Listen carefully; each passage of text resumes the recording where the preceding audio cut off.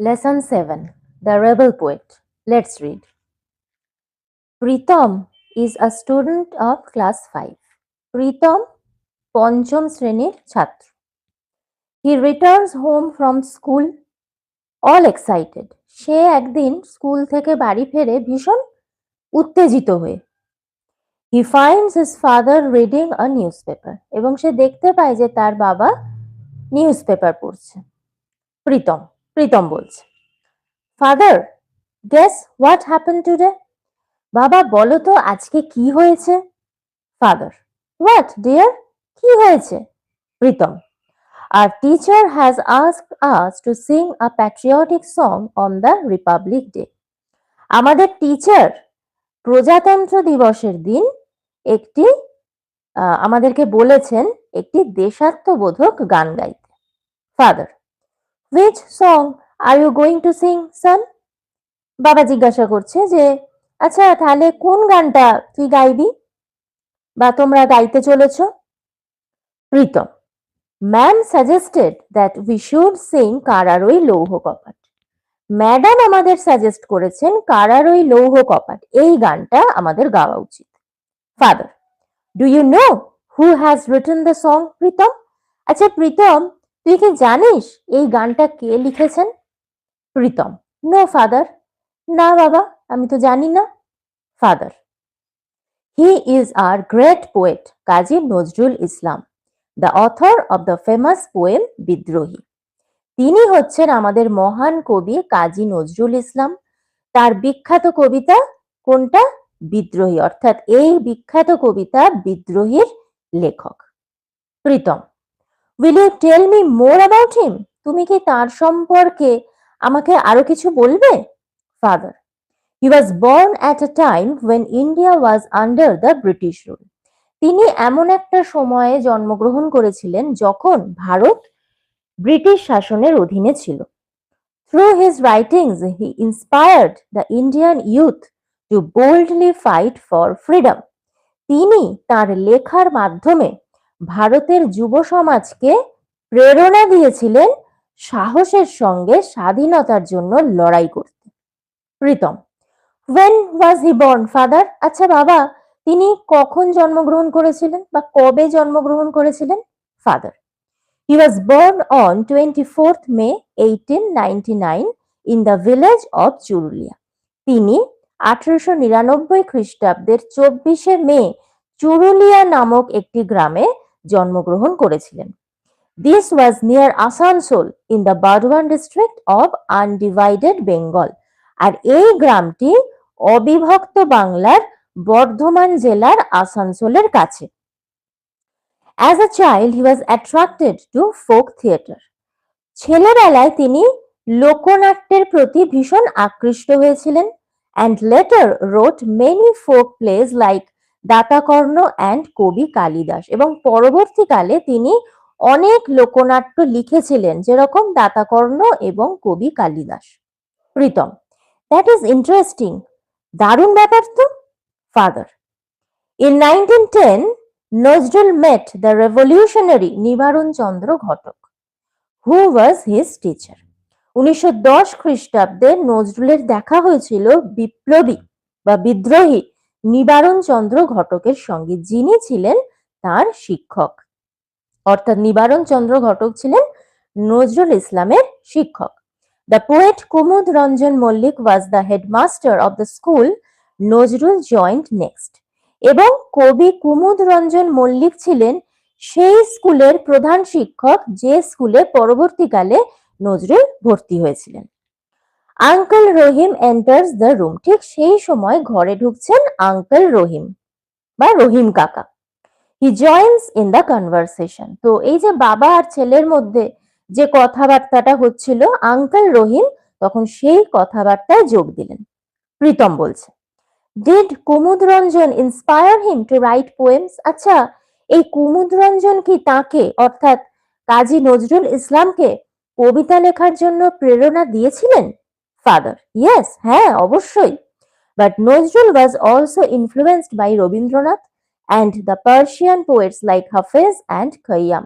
কিন্তু নজরুল, রবীন্দ্রনাথ এবং পার্সি কবি হাফেজ এবং খৈয়াম এই তিনজনের দ্বারাও যথেষ্ট প্রভাবিত হয়েছিলেন বা ভীষণভাবে প্রভাবিত হয়েছিলেন।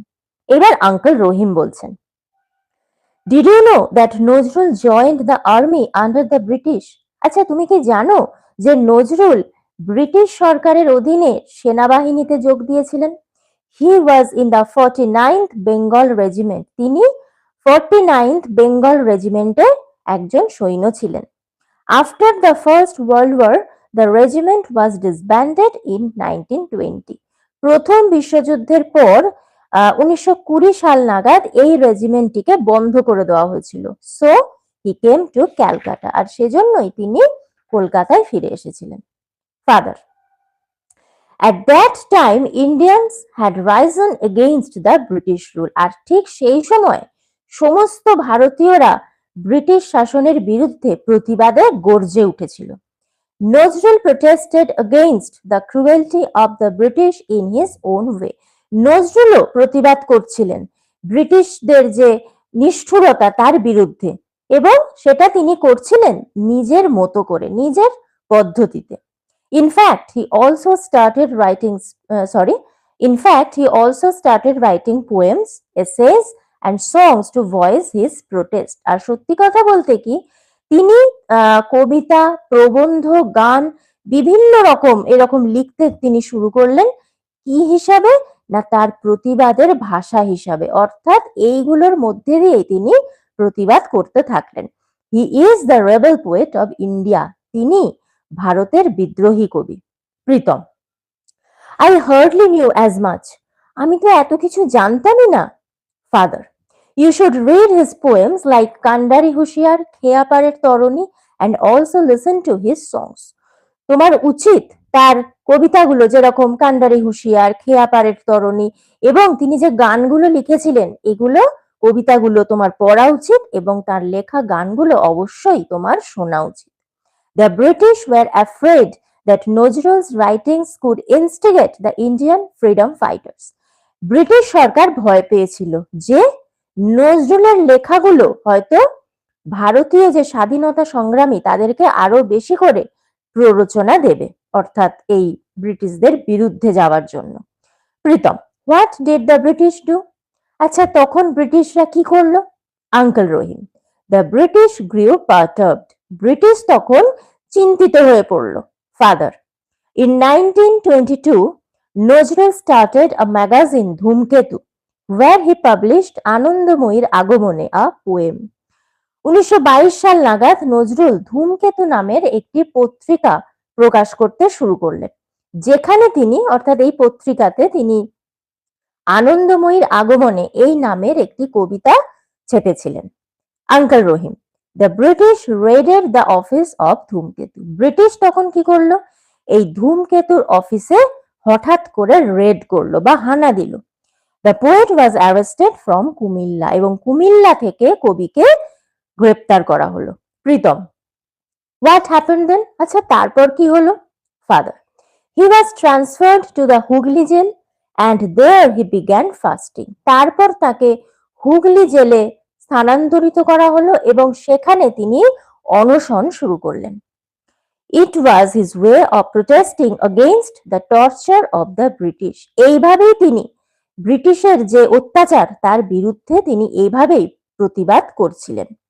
Pritam, for how many days did he fast? Father, আচ্ছা বাবা তিনি কতদিন অনশন করেছিলেন?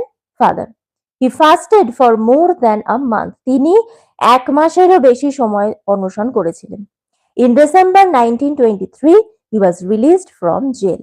1923 সালের ডিসেম্বর মাসে তাকে জেল থেকে মুক্তি দেওয়া হয়েছিল। Pritam, Thank you so much, Father.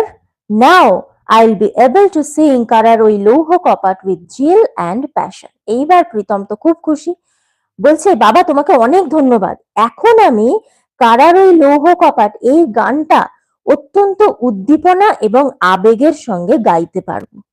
I'm so proud that the teacher has selected me for singing. আমার এখন গর্ব হচ্ছে যে টিচার আমাকে গানটি গাওয়ার জন্য বেছে নিয়েছেন। Uncle Rahim, then let's hear you sing, তাহলে তোমার গলায় গানটা শোনা যাক। Will sing along with you as well, আমরাও তোমার সঙ্গে গাইব। তো এর সাথে সাথে এই চ্যাপ্টারটি শেষ হলো।